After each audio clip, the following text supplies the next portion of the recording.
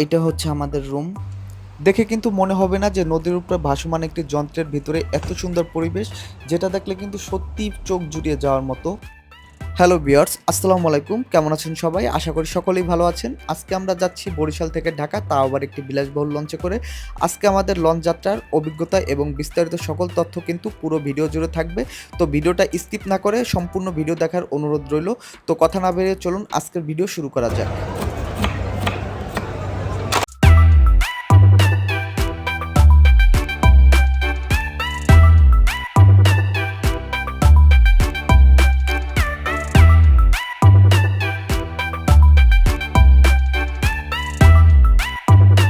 তো দর্শক, আমরা কিন্তু বরিশাল লঞ্চ টার্মিনালে এসে পড়েছি। এখন এখান থেকে হচ্ছে আমরা ভিতরে ঢুকবো। তো টার্মিনালের ভিতরে প্রবেশ করার জন্য এখান থেকে আমরা টিকিট কালেক্ট করে নিচ্ছি। এখানে টিকিটের জনপ্রতি মূল্য হচ্ছে 30 টাকা করে। আমরা যেহেতু দুজন ছিলাম, আমাদের দুজনের কাছ থেকে তারা 60 টাকা নিয়েছে। আর আপনি কিন্তু টিকিট ছাড়া কোনোভাবেই টার্মিনাল ভিতরে প্রবেশ করতে পারবেন না। তো আমাদের টিকিট কালেক্ট করা কমপ্লিট। এখন হচ্ছে আমরা ভিতরের দিকে প্রবেশ করব। টিকিট দিছো? যাও, এদিকে যাও।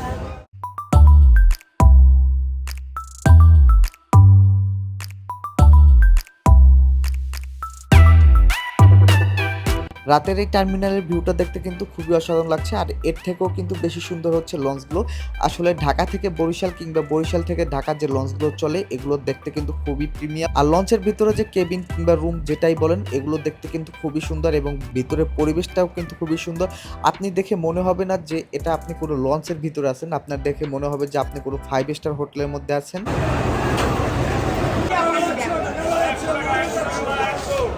আসলে পদ্মা সেতু হওয়ার পরে কিন্তু এখন লঞ্চের যাত্রী খুবই কম।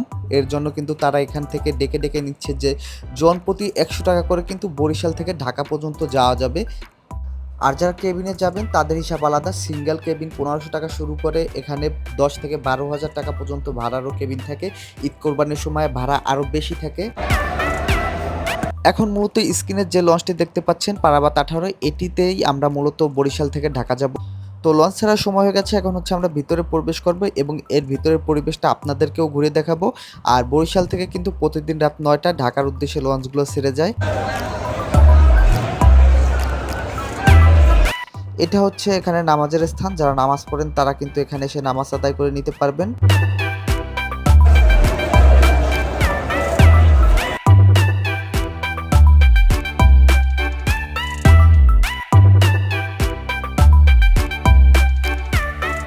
দর্শক, এখন কিন্তু আমরা রুমের দিকে যাচ্ছি এবং আপনাদেরকেও দেখাবো আমরা আজকে রাতে কোন রুমে থাকবো।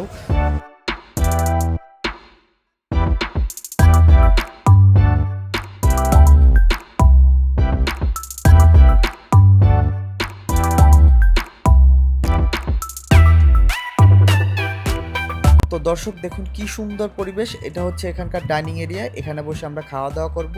তো এটার সম্পর্কে বিস্তারিত আপনাদেরকে পরে বলছি। আগে চলুন আমরা আজকে রাতে যেখানে থাকবো কিংবা আমাদের রুমটা আগে আপনাদেরকে দেখাই। তো দর্শক, এটা হচ্ছে আমাদের রুম। এখানে হচ্ছে আজকে রাতে আমরা থাকবো। খুব সুন্দর একটা পরিবেশ, দেখে কিন্তু মনে হবে না যে নদীর উপরে ভাসমান একটি যন্ত্রের ভিতরে এত সুন্দর পরিবেশ, যেটা দেখলে কিন্তু সত্যি চোখ জুড়িয়ে যাওয়ার মতো। এদিকটা হচ্ছে ওয়াশরুম। ওয়াশরুমটা কিন্তু খুবই পরিষ্কার। আর এই দিকটা হচ্ছে ছোটোখাটো একটা ব্যালকনির মতো। এখানে বসে বসে কিন্তু আপনি রাতের বেলায় নদী দেখতে পারবেন। আর একটা বেসিনও আছে।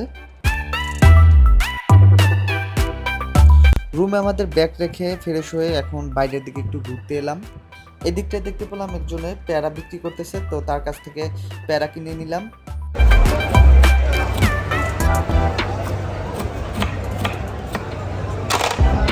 আমি এর আগেও বহুবার লঞ্চে করে বরিশাল থেকে ঢাকা গেছি, আবার ঢাকা থেকে বরিশাল আসছি। তখন কিন্তু আমি এখানকার পেয়ারা কিংবা ঝালমুড়ি যেগুলো থাকে এগুলো কিন্তু খেয়েছি। এগুলোর টেস্ট কিন্তু খুবই অসাধারণ হয়। এর জন্য মিম আমাকে বলার সাথে সাথে কিন্তু আমি রাজি হয়ে যাই যে আচ্ছা খাওয়া যায়।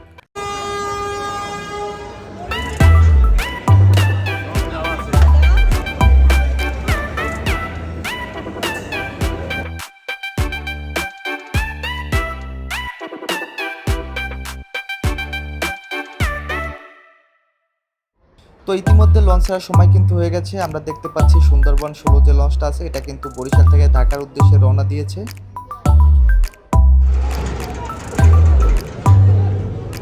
তো বলতে, বলতে কিন্তু আমাদের লঞ্চটি ছাড়ারও সময় হয়ে গেছে। এখন কিন্তু আমাদের লঞ্চটিও ঢাকার উদ্দেশ্যে রওনা দিয়ে যাবে। আর এখানে অনেককেই দেখতে পাচ্ছি তারা কিন্তু তাদের প্রিয়জনকে বিদায় দেওয়ার জন্য এখনো দাঁড়িয়ে আছে।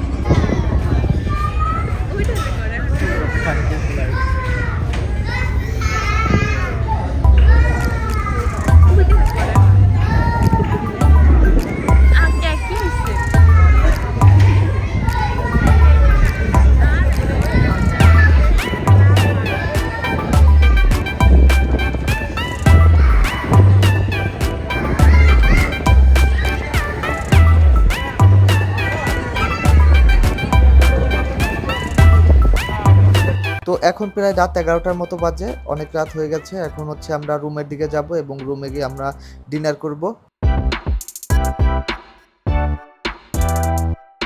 তো এখানে আমাদের ডিনার রেডি। এখানে আমাদেরকে দিয়েছে মুরগির মাংস, রূপচাঁদা মাছ, ডাল আর হচ্ছে টাকি মাছ ভর্তা।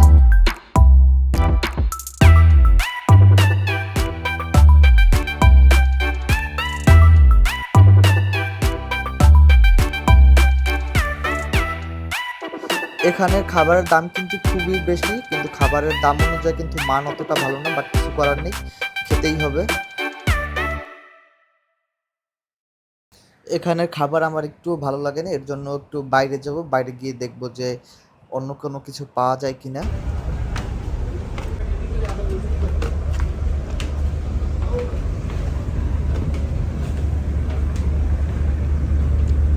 দেখুন এখানে কিন্তু অনেকেই বিছনা চাদর বিছিয়ে তার উপরে শুয়ে আছে।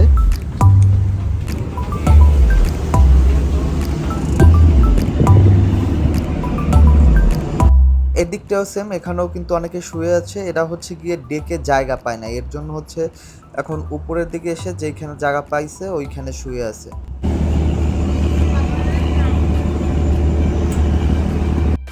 দর্শক এইখানের ভিউটা কিন্তু খুবই সুন্দর, ক্যামেরায় অত বেশি ভালো বোঝা যাচ্ছে না, বাট খালি চোখে দেখলে খুবই ভালো লাগবে। যারা ঢাকা থেকে বরিশাল যান কিংবা বরিশাল থেকে ঢাকা ট্রাভেল করেন তারা একবার হলেও অবশ্যই লঞ্চের এই জার্নিটা করবেন, আপনার অবশ্যই ভালো লাগবে। তো রাত কিন্তু অনেক হয়ে গেছে, এখন কিন্তু আমাদের ঘুমানোর পালা। আর ঘুমানোর আগে দেখতে হবে যে খাবার জন্য আমরা কোনো কিছু পাই কি না, কারণ ওইখানে কিন্তু আমরা তেমন বেশি খেতে পাই না, রাতে অবশ্যই খিদা লাগবে। তো এখানে কিন্তু আমি একটা দোকান পেয়ে গেছি, এই দোকানে মোটামুটি চকলেট সহ বিভিন্ন ধরনের খাবার আছে, বাট এই খাবারগুলোর দাম কিন্তু খুবই বেশি। আমি মিস্টার নুডলসের একটা কাপ নুডলস নিয়েছি, সেটা আমার কাছ থেকে দাম নিয়েছে 35 টাকার জিনিসের দাম নিয়েছে 50 টাকা।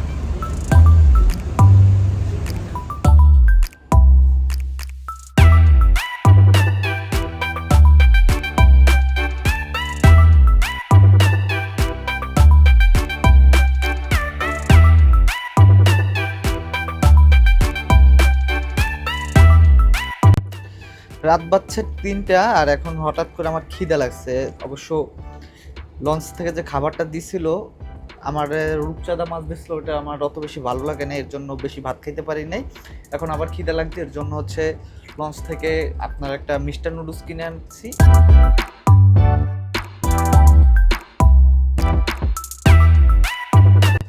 আমি এমনিতেও সবসময় এই নুডলস খাই, ভালোই লাগে।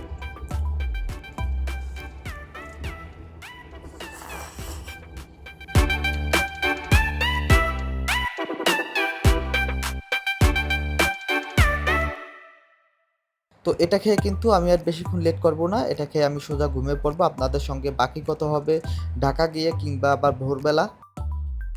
Good morning everyone. আমরা কিন্তু অলরেডি ঢাকায় পৌঁছে গেছি, আমরা অনেক আগেই পৌঁছেছি, বাট আমরা লঞ্চ থেকে এর আগে নামি নেই হচ্ছে রাতে। কিন্তু বর্তমান কিন্তু বাংলাদেশের পরিস্থিতি খুবই খারাপ, এর জন্য কিন্তু আমরা রাত থাকতে থাকতে লঞ্চ থেকে বের হই নাই, কারণ পথে ডাকাতি কিংবা ছিনতাই হতে পারে। এর জন্য এখন কিন্তু পুরো সকাল হয়ে গেছে, এখন হচ্ছে আমরা রুম থেকে বের হব এবং আমরা বাসার উদ্দেশ্যে রওনা করব।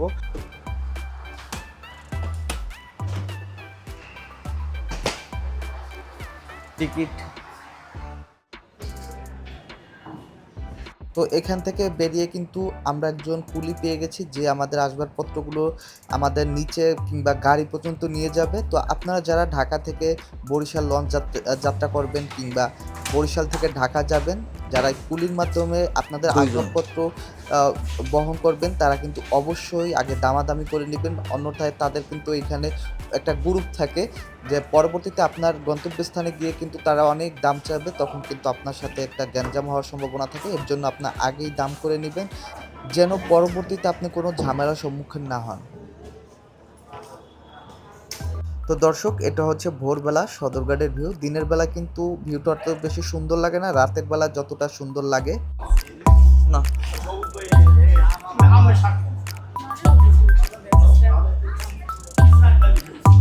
তো আপনারা কারা কারা ঢাকা থেকে বরিশাল কিংবা বরিশাল থেকে ঢাকা লঞ্চে ট্রাভেল করছেন, অবশ্যই কিন্তু কমেন্ট করে জানাবেন। এবং যদি এই ভিডিওটা আপনার কাছে ভালো লাগে, ভিডিওতে অবশ্যই একটি লাইক করবেন এবং এই ধরনের আরও ভিডিও দেখার জন্য চ্যানেলটি সাবস্ক্রাইব করে রাখতে পারেন। আর আজকের ভিডিও আমরা এখানে শেষ করছি, কথা হবে অন্য কোনো ভিডিওতে। ততক্ষণ সবাই সুস্থ থাকুন, ভালো থাকুন, খোদা হাফেজ। মিরপুর কোন জায়গায়? কত? 600 টাকা ভাড়া আছে। ভাড়া থাকতে পারে 450 400 এরকম। 500 টাকা যাবেন করবো না।